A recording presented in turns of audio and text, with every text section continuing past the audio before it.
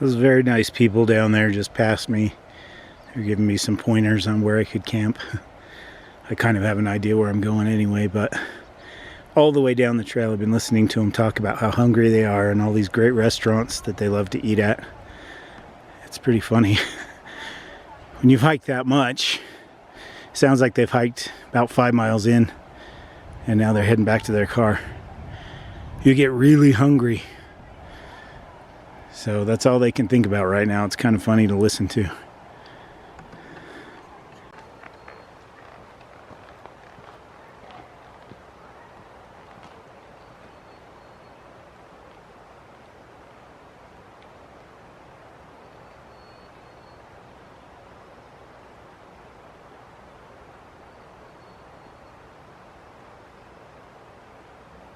Those people who passed me, they also commented on the size of my pack. You may have noticed it's rather large. I don't get out for more than an overnighter most of the time. And this time I'm able to get out for 3 days and 2 nights, which is rare. So I have more food and water than I normally would have.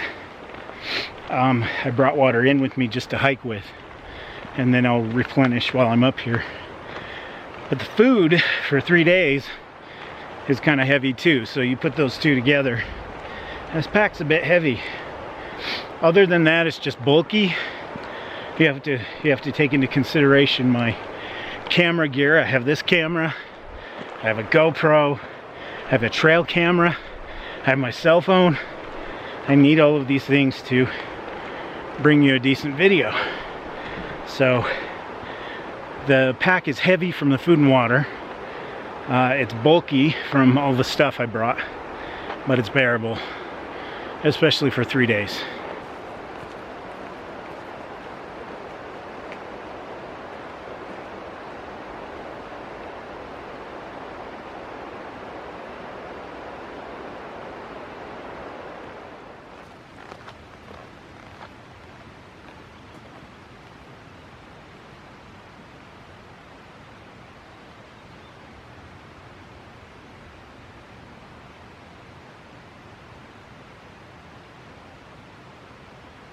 A little bit of a push coming up here, and there's even more elevation to gain further down the trail.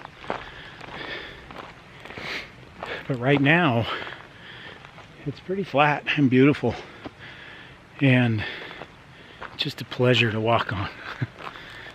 After pushing up such a rocky trail, it's kind of nice to walk out into this flat, beautiful terrain without a soul around. Up here there's a little pond. We should be coming to it pretty soon. There's a campsite there, but I'm thinking right next to a pond might be a little bit too buggy. Probably a lot too buggy.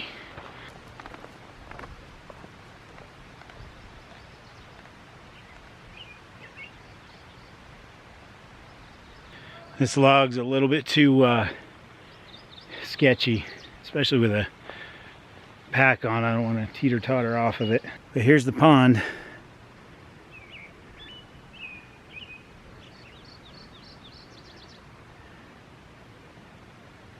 I don't really want to camp next to stagnant water.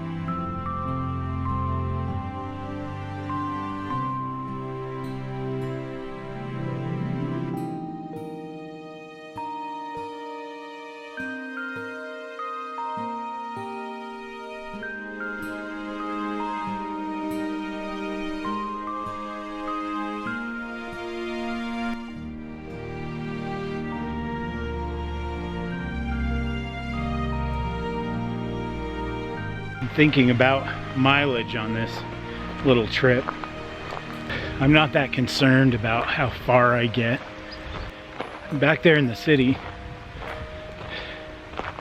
all week long, it's work all night at the hospital, get off in the morning, race to my kids' mom's house, pick them up, rush them to school, rush home, sleep for about 4 or 5 hours while they're in school, wake up, rush back to the school, pick them up on time, get them home, take care of homework and dinner and all that. Then their mom picks them up when she's off work. And sometimes, a lot of times, I'm so tired I try to go back to sleep before I go to work again. It's just go, go, go so much of the time. Not all the time, but that's a typical school year week for me. We're approaching a creek right now. It's absolutely gorgeous. I'll show you around a little bit. There's going to be several parts to this video, as there usually are with these overnighters with me. So I'm going to take my time and try to show you as much of this incredible beauty as I can, in as many parts as I can, because I want it to last. I want nature to really be appreciated. I want to tell its story. And if you can't be here, you know, you can come along with me, and kind of like you are here. Shingle Creek.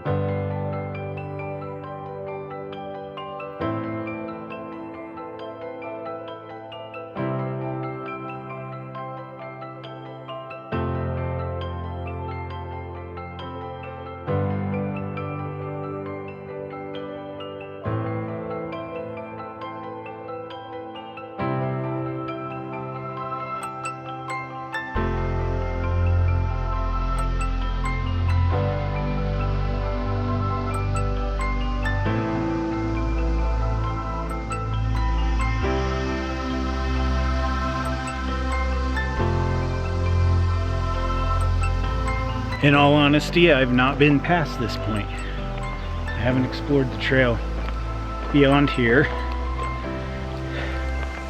Not a lot anyway. I do believe that this is where we run into some uphill again. So let's do it. Let's see where this goes. That's the beauty of being out here. As long as you don't get lost. Not all who wander are lost, and not all who are lost wander. In fact, you should stay put if you get lost.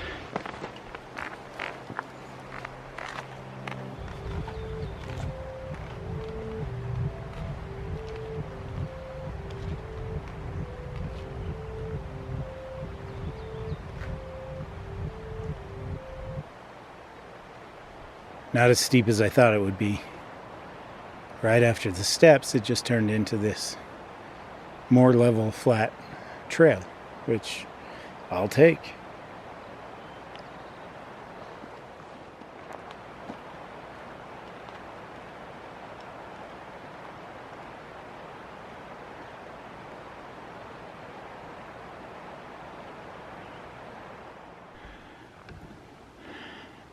This really is just so green and beautiful. We've come to another little bridge.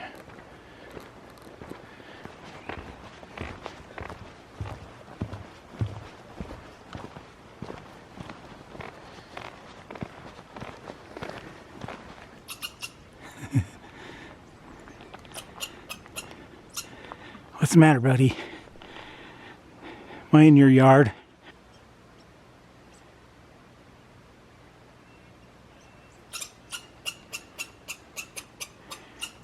Oh, you think so? All right, I'll move on. I'll get out off your property, old man.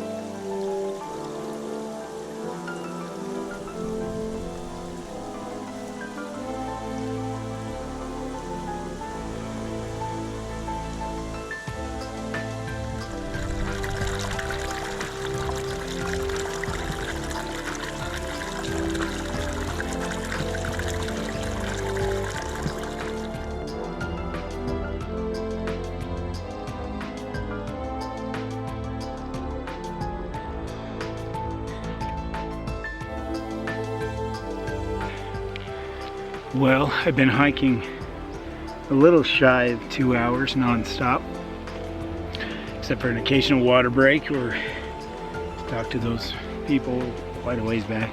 I've only seen a handful of people up here. There was one small group of backpackers and a guy running with his dog without even a water bottle on him, which I think is stupid. Gotta sweat it out or dehydrate and die on a trail in the middle of the wilderness. Anyway, it's time for a water break. I'm not hungry, but I always make the mistake of coming out on the trail and not remembering to drink enough water. I make that mistake a lot. So far I've downed about half a liter over the last couple of hours, and I haven't felt the dry throat that I usually get, the raspy voice that I usually get. Whenever I feel that coming on, I just take a swig, but I also need to give my back a break for a minute. I know a lot of ultralighters out there probably screaming at me, but I'm not an ultralighter. I'm just a backpacking guy and a car camping guy and a fishing guy and a hiking guy. And, you know, there will be future trips this summer where I will definitely go lighter pack, lighter gear. Just, you know, every adventure I do is different in some way, different gear or a different place or whatever it is, different people. But I have a new tent to spotlight on this trip. That'll be part of this series.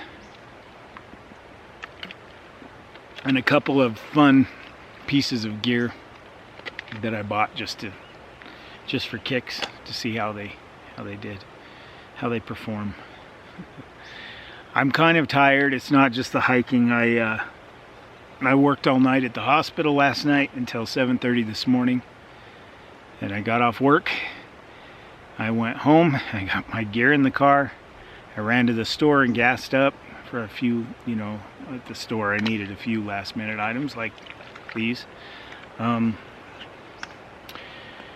Then I stopped at McDonald's and grabbed some breakfast, caffeinated myself heavily, and it took an hour and 20 minutes to get up here to the trailhead.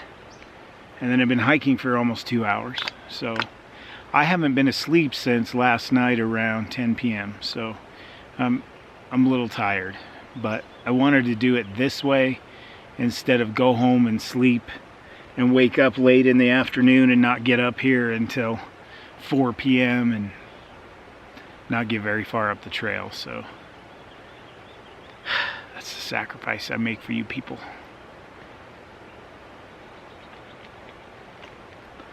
Anyway, I'm gonna sit here for a minute and hydrate, and then we'll keep it moving. So far it hasn't been too steep. It's just been pretty level, or a little sideways, I guess. So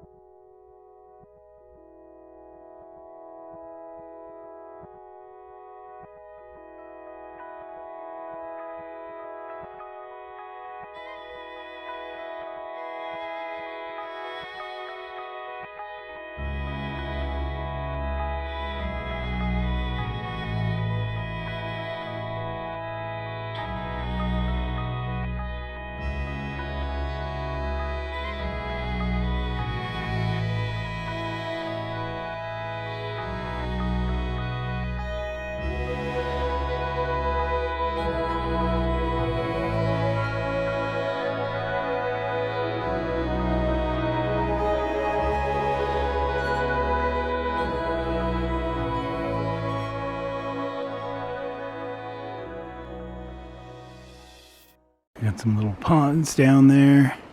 The creek is running through those pine trees.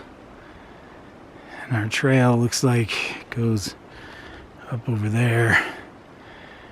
And I would imagine that the lake that the creek is coming from is somewhere at the top of that. So we are going to hike down that way.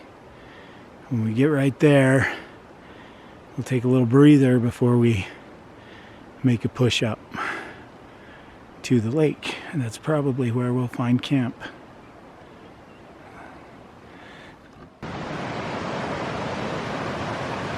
Well, here's an interesting bridge.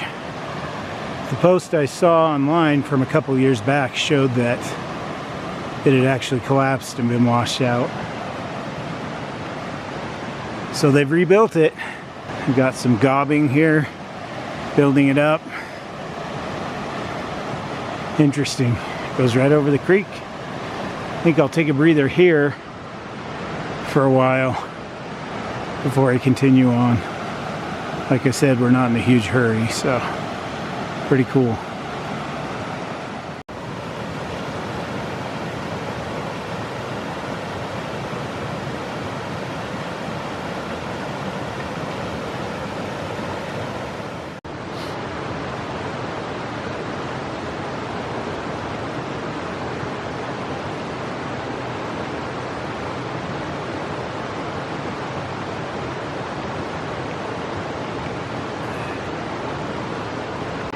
So one reason I didn't stop and take a break back there where I said I was going to, pushed on to the bridge, is because that guy that I just showed you the back of hiking up the hill, when I was filming this rock face over here, he came up behind me and, you know, it was clear that I was filming, and he just goes, "Nice day, isn't it?" Kind of brusque, and bad vibe. I got a bad vibe from him. I forget these are on. But I just didn't have a good feeling. And I pick up on stuff like that with people pretty well most of the time. Unless they're really good at being manipulative or deceptive, and it takes me a while, but I eventually catch on. But that guy, immediately I just felt something's not right. So I stood there for a while and let him keep hiking, and when I got to that area I was going to stop at, he was sitting there. And he just watched me for a little bit while I walked by. He didn't say hi, he didn't nod, he didn't smile. Those body language indicators that say everything's cool. He just kind of... So anyway, I pushed onto the bridge here and I sat down and I just waited. And he just walked by and crossed the bridge. And when he walked by, he looked over at me again and he had kind of a look of disgust on his face. So I don't know what that was about, but when you're out here by yourself in the middle of nowhere where no one can hear you scream, always carry some kind of protection with you. I don't have a firearm with me. I keep talking about getting one, and things like that make me think it's a good idea. I have rifles at home. I don't have a handgun. Anyway, that's beside the point. I always carry this. This is palm pepper spray. This is not a sponsored video or a commercial, but see right there, maybe, I don't know. Anyway, it's like 12 bucks for this stuff. It's highly recommended by professionals. I have a black one that I carry every day with me. I carry this one when I backpack, so if I drop it I can find it easily. And I just took it out and I had it in my hand, and just in case, you know, had it just sitting here holding it, watching him walk by. And I'm gonna sit here for a while and give him some distance. It's about 10 minutes after 2 p.m. Like I said, there's no hurry to get up there. So I'm going to give him some space and let him move down the trail a ways. I'd rather not play leapfrog with him. It's just too sketchy. So anyway, that's why we're sitting at the bridge for now. When I'm ready, we'll cross the bridge. We'll cross that bridge when we get to it. Literally.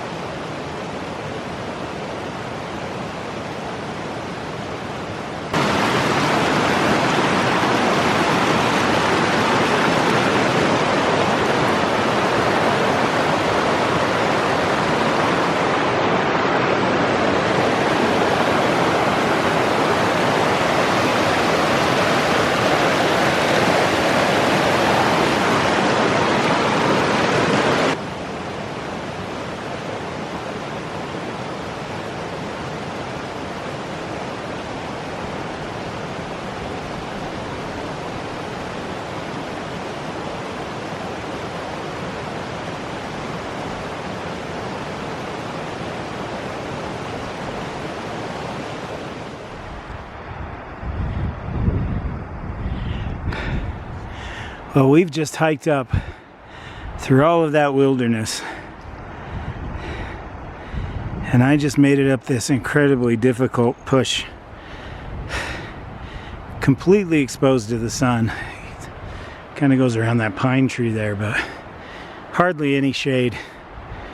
It's hot out here, but not, you know, it could be worse. The wind is helping cool me off. I've had to stop a few times. This hike is not for kids.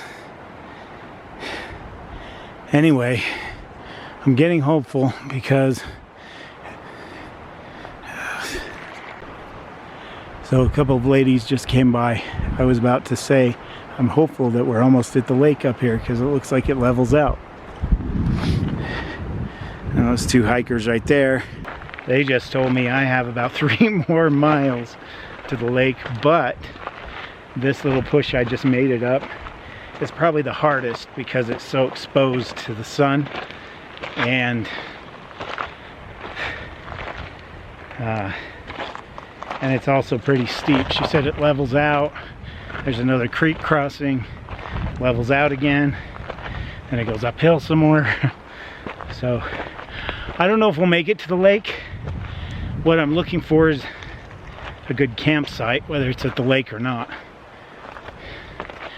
Just somewhere to call home. It's getting to be lunchtime, and I have finally made it up that beast to level ground. Hallelujah. I may, if I can't find a campsite anytime soon, I may just find somewhere to stop and have lunch, re-energize, feel better, and then continue on. We'll see what we can find.